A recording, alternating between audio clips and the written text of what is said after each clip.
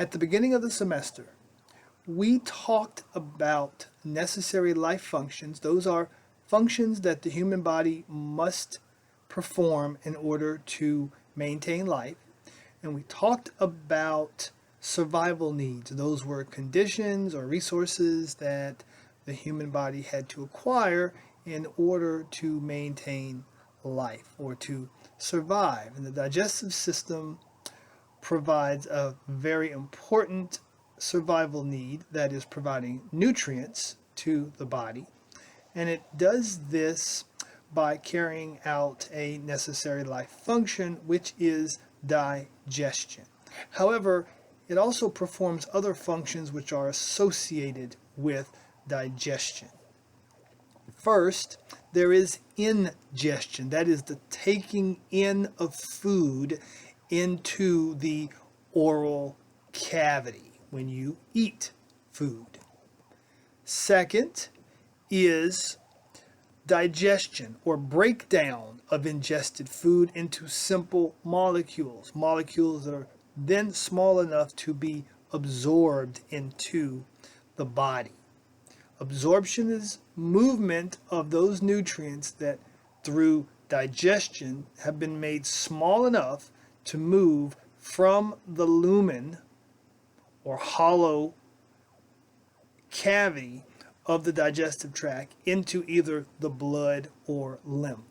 And then lastly, defecation is the elimination of whatever was ingested that could not be digested and absorbed. The digestive system provides for all of those functions, which are all centered around providing the human body with nutrients.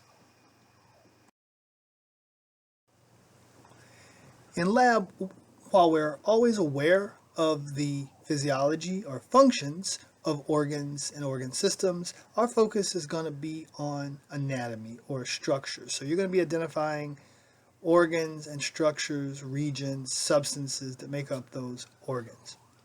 The organs of the digestive system fall into two main groups. You have the alimentary canal, which is the digestive tract, and then you have the accessory organs, which play a role in digestion, but they are not technically part of the digestive tract.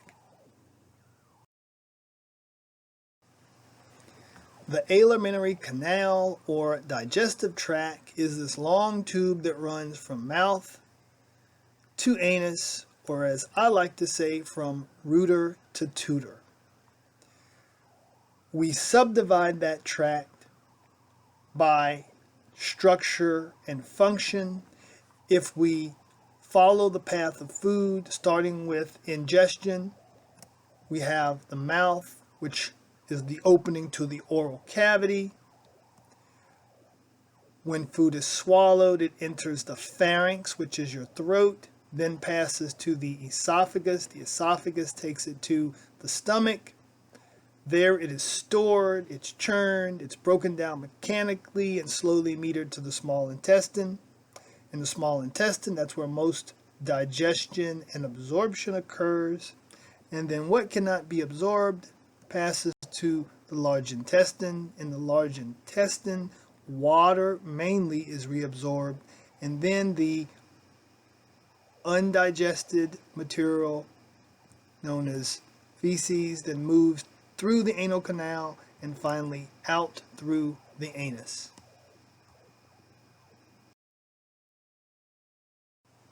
Accessory organs are very important digestive organs that play key roles in the digestion and absorption of nutrients.